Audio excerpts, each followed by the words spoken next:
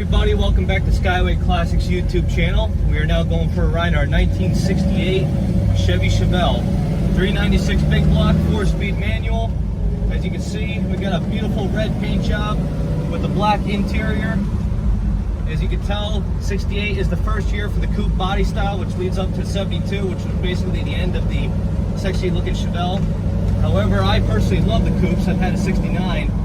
This one, however, drives really good, and like I said, does have the big block, so she does have power. Of course, we can't test our limits. Good power steering. Of course, we got also good power brakes.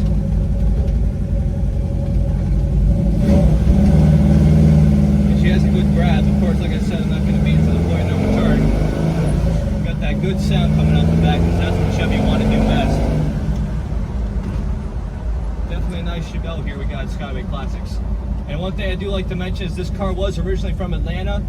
The body on it is just pristine, no rust.